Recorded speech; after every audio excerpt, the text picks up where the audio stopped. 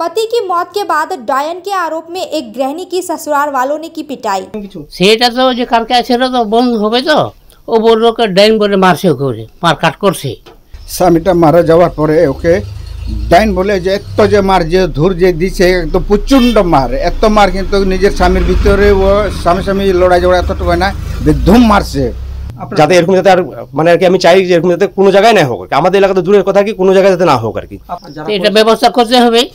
ওই যে আবার ওর বড় দুইটা আমাকে ধমকি দিয়েছে যে মরে গেলে কেস করব। This program is brought to you by Dear साप्ताहिक लॉटरी केवल 100 रुपयामा अनि जित्नुहोस् पहिलो पुरस्कार 1 करोड रुपैयाँ। डियर साप्ताहिक लॉटरी भाग्य बदलिने बाटो। घटना फांसीदेवा के हरदीगाछ इलाके की है। मालूम हो कि 26 जून को पति की मौत के बाद एक महिला को डायन कहकर बुरी तरह पीटा गया। बाद में गृहिणी को एक गाड़ी में उठाया गया और उसके भाई के घर छोड़ दिया गया। बताया जा रहा है कि महिला नशे की हालत में थी, इसीलिए उसे उसके भाई के घर सौंप दिया गया। 2 दिन तक होश में न आने पर महिला का परिजनों ने देखा कि शरीर पर चाकू के घाव है। इसके बाद तुरंत महिला को उत्तर बंगाल मेडिकल कॉलेज व अस्पताल में भर्ती कराया गया। पूरी घटना में महिला के भाई ने फांसीदेवा थाने में लिखित शिकायत दर्ज कराई है। आरोप है कि पहले जादू टोना करने के आरोप में डायन होने के आरोप में महिला की पिटाई की गई, जिसके बाद महिला को घर से निकाल दिया गया, लेकिन अभी तक किसी की भी गिरफ्तारी नहीं हुई है। हालांकि पूरी घटना में 4 लोगों के नाम पर लिखित शिकायत दर्ज कराई गई है। महिला के भाई समेत परिवार के सदस्यों ने घटना के दोषियों को कड़ी सजा देने की मांग की है। वहीं महिला के मृतक पति के भाई ने शिकायत से इनकार किया है, कहा ऐसा नहीं हुआ है, सभी आरोप झूठ है। আমার নাম মঙ্গল সোরেন। আপনি কি হবেন? আমি ওনার বড় ভাই হব। আচ্ছা, যে মারা গেছে ওনার বড় ভাই হব। একটা অপবাদ আসছে যে ডাইনি বলে মারধর করা হয়েছে, আপনাদের নামে অভিযোগ তুলে আসছে, কতটা সত্যি বা যুক্তিযুক্ত? দেখেন স্যার, এটা কিন্তু বিলকুল সম্পূর্ণ মিথ্যা। আমাদেরকে ফাঁসানোর জন্য ওরা করতেছে। আমি নিজে পৌঁছে দিয়েছি এখানে, আমার বউ ছিল বা ওনার মেয়েও ছিল। হ্যাঁ, তারপরে ওইখানে পৌঁছে দিয়ে গ্রামের লোক আমি ডাকছি, গ্রামের লোক আবার জিজ্ঞাসাবাদ করেছে তুমি কি দারু খাবে না মদ খাবে। আমি ওকে বললাম যে ওকে জিজ্ঞাসা করো, ও তো দারু চাই। হ্যাঁ, মাথা হেলাচ্ছে।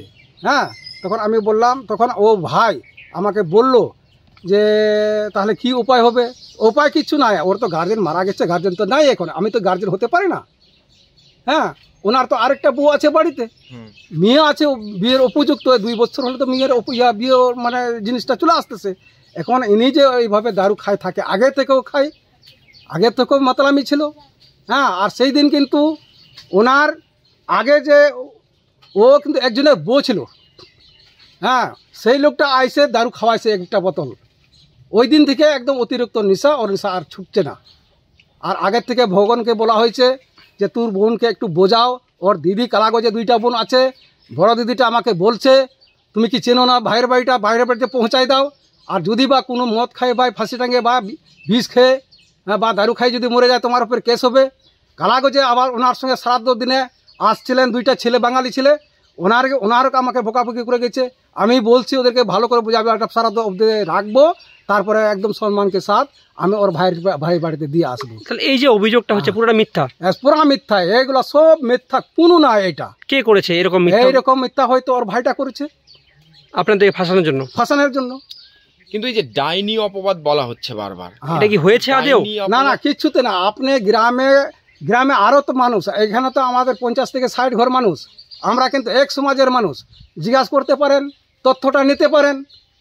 আরো তো শুধু তো আমাদের এখানে তো আর মানুষ ছিল না, আরো তো আমার আত্মীয় স্বজন ছিল। তাহলে মিথ্যা মামলা দেওয়া? সব মিথ্যা মামলা, এগুলা কোনো ইয়ে নাই স্যার। ডাইনি অপবাদ বলে কিছু নেই, কিচ্ছু না। এটা ও দিন রাত ওইভাবে পড়ে থাকতো। হ্যাঁ, তবে উনি কিন্তু খাইতেছিল না, খালি দাঁড়িয়েই চাইতেছিল। আমি কিন্তু এতদিন থেকে সারাদিন না হওয়ার অবধি আমি কিন্তু কন্ট্রোল করে রাখছিলাম, আর কন্ট্রোল করে রাখা যাচ্ছে না ওকে। সেই কারণে দিয়ে আসছে। সেই কারণে দিয়ে আসছি। ওই যে আবার ওর বড় দুইটা আমাকে ধমকি দিয়েছে যে মরে গেলে কেস করবো, ভয় দেখাচ্ছে। আবার ওই ক্লেমটা আবার এখনো দিল। আমি যেহেতু আমার বাড়িতে মেসেজ চলে আসলো, হ্যাঁ, তাহলে তো আমাকে তো এটার পরিবর্তে আমাকে তো ওই ইয়াটা নিতে হবে, উদ্যোগটা নিতে হবে। কি নাম আপনার? আমার নাম মঙ্গল সোরেন। ঠিক আছে। হচ্ছে দিব্যা বর্মন, আমি হচ্ছে এই গ্রামেরই আর কি। তো এই ঘটনাটা যেটা আর কি সেটা আমি শুনলাম কি ওকে নাকি ডাইনি অপবাদ দিছে আর কি। তো একে 3 দিন 4 দিন আগে এখানে আনে রেখেছে আর কি। তো এবার হচ্ছে এরা ভাবছে, ওরা বলছে যে এ নাকি বলে দারু খায় আর কি। তো দারু খেলেও তো একটা লোক তো 3 দিন অবধি তো এমনি শুয়ে থাকবে না, জলও খায় না, কিচ্ছু খায় না। তো এটা আর কি। তারপরে কালকে আমাকে একজন ফোন করে বলে কি দেখতো ওদের বাড়িতে কী ঘটনা হয়েছে আর কি। তারপরে আমি আসার পর তো এখানকার আমার যে মেম্বার আছে, আমার এখানকার যে বুথ প্রেসিডেন্ট, ওদেরকে ডাকা হয়। ডাকার পর তারপরে ওরা আসে আর কি। তো আসার পর তারপরে ব্যবস্থা করে আর কি যে যাক এখন বর্তমান তো ওকে ট্রিটমেন্ট করতে লাগবে আর কি, কেননা নাহলে তো এ তো মরে যাবে আর কি। তো কিছুটা যে উপায় আছে আর কি। তো কে জানে যে 3 দিন থেকে এরকম আর কি। আর এই ডাইনি অপবাদ এখন এরা এখনও শুধরায় না আর কি, যে এখনও বলে ওই ডাইনি ইয়েটা আছে আর কি। এটা খুব ভুল আর কি। এরা যে কবে শুধরাবে, আদিবাসীরা এরা কোনোদিনও মানে কি সঠিক মানে এর পথে চলেও না আর কি। আর এদের এইগুলো ভুল ধারণা আর কি। আর তার মধ্যে আজকে যে এখানে ক্রিটিক্যাল একটা কেস হয়েছে আর কি, সেটা আর কি বিশাল ব্যাপার আর কি। আর আমি যদি কালকে এখান থেকে পরশুদিন যদি আমি এখান থেকে না পাঠাই আর কি, তাহলে কিন্তু এরা আবার নেন আর কি, কেন এরা তো জানে অন্যটা আর কি। তারপরে আমি বুঝতে পারলাম না একে তো এটা তো করা ঠিক না, কেননা ওকে তখন বর্তমানে তো বাঁচাতে হবে কি নাকি। তো তারপরে এটা ইয়ে করা হলো কি এইটুকু আর কি। আর কি বলবো আর কি। তো এটা যাতে না হয় আর কি। গায়ের মধ্যে ছুরির দাগ, হ্যাঁ ছুরি দাগ, ওটা আমিও দেখেছি আর কি। আমি আগে জানতাম না কি, যাকে পরে যখন আর কি ওরা যখন এই যে কাপড় টাপড় খুলছে আর কি, তখন দেখলাম আর কি যে এখানে কাটা দাগ আছে আর কি। তারপরে পিঠের দিকে চোট, তারপরে এই মাথার দিকে চোট আছে আর কি, তারপরে এই যে নাভির দিকে চোট আর কি। তো এটা তো বহুত জখম আর কি, মানে আর কি এখন এমন মনে হচ্ছে যে হয়তো বোধহয় উনি আর কি ভালো করে সুস্থ হবে কিনা, তাও আর কি মানে সন্দেহ আছে আর কি। তো এই ধরনের ছুরির দাগ মানে কেন দেওয়া হলো বা মধ্যযুগীয় বর্বরতা মনে হচ্ছে না কোথাও? সমাজ এখন পরিবর্তন হচ্ছে। হ্যাঁ অবশ্যই আর কি। এটাই তো ওরা বুঝছে নাকি যে কী করে এরা ডাইনি বাইনি অপবাদ দিচ্ছে আর কি। আর এখন কি ওই এই জামানাতে কি ওগুলো কি আছে কি আর কি। এরা এখন সমাজ এতদূর আগায় গেছে আর কি, কিন্তু এরা কেন আগাচ্ছে না আর কি। এটাই আমার কথা আর কি, যে এগুলা তাদের বিরুদ্ধে কি চাইছেন আপনারা? আমি তো চাচ্ছি আর কি, আমি তো বিশেষ করে আমি গ্রামবাসী হিসাবে আমি চাচ্ছি যে কঠোর ওদের শাস্তি আর কি। কেননা এটা তো উচিতই না আর কি, কেননা এটা একদম অবৈধ আর কি। এটা একদম অবৈধ আর কি, যাতে মানে এরকম না যাতে না হোক, এই সমাজ যাতে না হোক আর কি। আপনি পরবর্তীতে কাকে কাকে জানালেন? পঞ্চায়েত প্রধান মেম্বার জানে এই বিষয়টা? না ওদের আমি জানি না আর কি, কিন্তু আমাদের বুথ প্রেসিডেন্ট জানে আর কি, যেহেতু আমি এই গ্রামে থাকি আর কি, বুথ প্রেসিডেন্ট জানে। তারপরে হচ্ছে আমাদের যে মেম্বার আছে আর কি, মেম্বারকেও আমি ডেকেছিলাম, মেম্বারকেও বলা হয়েছে আর কি, মেম্বারও এসেছিল আর কি, মেম্বারও জানে আর কি। যাতে এরকম যাতে আর মানে আর কি আমি চাই যে এরকম যাতে কোনো জায়গায় না হোক, আমাদের এলাকাতে দূরের কথা কি কোনো জায়গায় যাতে না হোক আর কি। কারণ এটা খুব খারাপ। আমার নাম দীপক বর্মন, আমি হচ্ছে রতনলালপল্লীর ভীমবার বাসিন্দা আর কি। আপনার বারে মুর্মু। কে হবেন আপনি? ও মেয়ের মামা। কি হয়েছিল ব্যাপারটা কি জানেন? ও হয়েছিল ওরা গাড়ি করে আনে দিল, বললো আমাদের কি 2-3 জন বেশি জন ছিলাম না, বলে দারু হেভি খাইছে, এই জন্য দারু খায় বেহস আছে। এখন দারু না ছাড়া ওদেরকে এখানে থাক, দারু ছাড়বে তারপরে একে নিয়ে যাবো, নাহলে ভাই দিয়ে আসবে, এই কথা বললো। তো বেশ ভালো। তারপরকে রেখে দিল এখানে। তারপর ওরা চলে গেল। তারপর ওরা যাওয়ার পর একদিন পর তো উঠতেছে না, তখন বললো কি ওর দাদা বললো কি এই উঠতেছে না কেন, কী ব্যাপার, দারু খাইতে লোক থাকে না দিন। তা মেডিকেল নিয়ে যাবে, তখন যে মেয়ে ছেলেগুলো চান করে কাপড় বসি করবে, তখন দেখি যে এই যে করন্থের দাগ, এই দিকেও দাগ, এই দিকেও দাগ, এই দিকেও দাগ, পিছন দিকেও না, তাই যে অন্য ব্যাপার। তারপরে মেডিকেল নিয়ে গেল। মেডিকেল নেওয়াতে আমি যাই নাই, তারপর ভাইগুলো ছিল কয়জন। তারপরে আসে আবার থানাতে গেল। থানাতে গিয়ে কে হলো সেটা আমি বলতে পারছি না। তো এইভাবে কি মানে যেভাবে আঘাত করেছে এইভাবে তো খুব মানে কষ্টদায়ক জিনিসটা। হ্যাঁ। কি শুনতে পেরেছেন, কেন মেরেছে শুনতে পেরেছেন কিছু? সেটা তো যে কালকে সেটা তো বন্ধ হবে। তো ও বললো ডাইন বলে মারছে, ওকে মার কাট করছে, এইটুকুই আমরা শুনছি আর কি। আপনারা কি চাইছেন এখন? কী চাই ওদের এই রোগীটা বাঁচুক। হ্যাঁ, এটা ব্যবস্থা করতে হবে। মেরেছে শাস্তি দিতে হবে ওদেরকেও, এনাকে গিয়ে শাস্তি দিল সেরকম শাস্তি দিতে হবে। আপনার নাম? বারে মুর্মু। আর এই যে গায়ে আঘাত যেগুলো রয়েছে এগুলো কিসের আঘাত? এখন ওরা বললো, কালকে শুনলাম ওর বোন করে আসে আবার, তো কাকি তার বোন, ওরা বললো কি এই যে ডাইন বলে মারছে, ডাইন বলে ছুরি দিয়ে মারছে। আর কি দিয়ে মারছে আমি দেখতে যাই না, ওরাই বললো যে ওরা থাকে, ওরা বললো, আমার দেখে বললো। আমার নাম হচ্ছে ভগেন টুডু। কি হয়েছে ঘটনা? ঘটনাটা হয়েছে আমার বোনটাকে আমি পেটকি থেকে আমি বিয়ে দিয়েছিলাম। বিয়ে দেওয়ার পর ওর স্বামীটা মারা গেল। স্বামীটা মারা যাওয়ার পরে ওকে ডাইন বলে যে এত যে মার যে ধূর যে দিছে একদম প্রচণ্ড মার, এত মার কিন্তু নিজের স্বামীর ভিতরে ও স্বামী স্বামী লড়াই ঝগড়া এতটুকু হয় না, ধুম মারছে।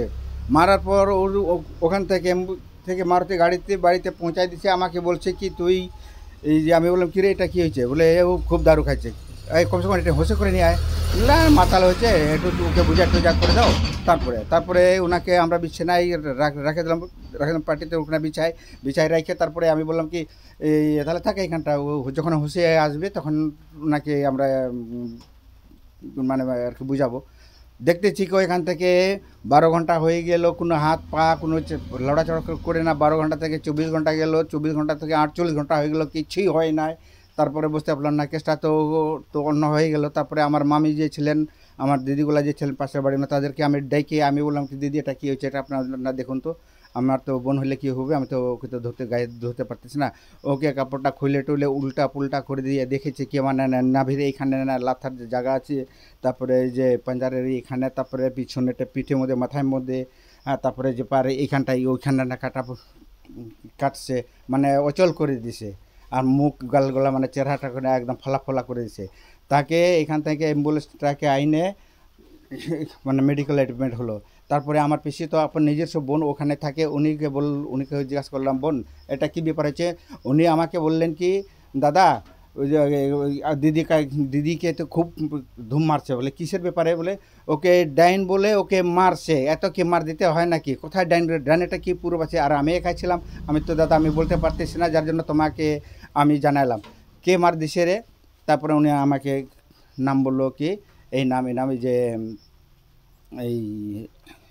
এই যে সুশীল সোরেন, মুন্না সোরেন, হীরামণি সোরেন, রানী সোরেন, আর একটা কি যেন যে নাম যে আছে, যাই হোক। এরা কারা? এরা ওদের বাড়ির লোকেরই, বাড়ির লোকেই মারধর করেছে। বাড়ির লোকেই মারধর করছে, বেহুদুম মার করছে। কেন মারলো? মারাটা যে ডাইন সন্দেহ করে দিয়ে মারছে। ওর স্বামীটা যে কয়েকদিন আগে যে মারা গেলেন না, ওরা বলতেছে কি আমার স্বামী আমার ছেলে না ওনার বাস্তিগুলা বলতেছে কি তুমি ডাইন, তুমি আমার কাকাকে তুমি মারে ফেলেছিস, তুই ডাইন হয়ে তুই কি করে দিছিস, তুই খাইছিস, এমন গালাগালি দিল। তারপরে শাশুড়ি মাটা যে ছিল ও বলেছে তুই ডাইন আছিস, তুই এরকম আমার ছেলেটাকে তুই খাইছিস। এখন কি আপনারা থানায় অভিযোগ করেছেন? আমি থানাতে গিয়ে আমি অভিযোগ করলাম। তো এর আগেও কি আপনার বোনকে মারধর করতো? আগে আমার বোনকে ও মারধর করছিল, তখন আমাকে বলছিল দাদা আমাকে এমন মানে মারধর করতেছে। আমি বললাম কিসের মারধর রে, বলে ডাইন বলে আমাকে মারতেছে। বলে তুই কি সত্যিকারে ডাইন? হ্যাঁ।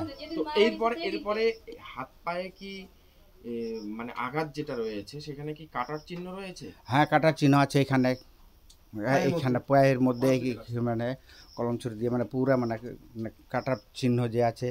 তারপরে এইখানে কোথায় ঘাসা ঘষে লাত ঘুষা, তার মধ্যে নেবিতে এমন এড়ি দিয়ে ওকে যে মারা হয়েছে।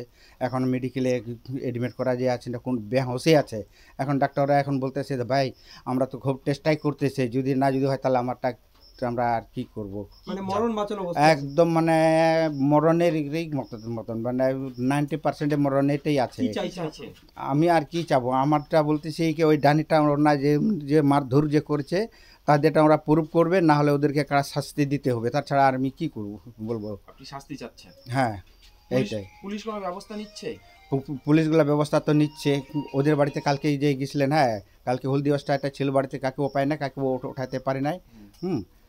এই হচ্ছে পুলিশ কি সঠিকভাবে তদন্ত করেছে। কাগজটা যে লিখিত যে আছে না সেটা পড়ে টড়ে ওনারা বলতেছে ঠিক আছে তুমি যাও, হ্যাঁ আর আমি এখন পুলিশটা পাঠাই দিচ্ছি। হ্যাঁ সেই আমাকে বড়বাবু আমাকে বললেন। কোথায় বিয়ে হয়েছিল আপনার? সেইটা বিয়ে হয়েছে পিটকি যে জটলাতে। কি নাম আপনার বোনের? আমার বোনের নামটা হচ্ছে তোমার যে বাচ্চামণি টুডু। আপনার নাম? আমার নামটা হচ্ছে ভগেন টুডু। আপনি কি হবেন? ওনার নাম বড়দা। सिलीगुड़ी के फूलबाड़ी स्थित महाराजा अग्रसेन अस्पताल में आपका स्वागत है।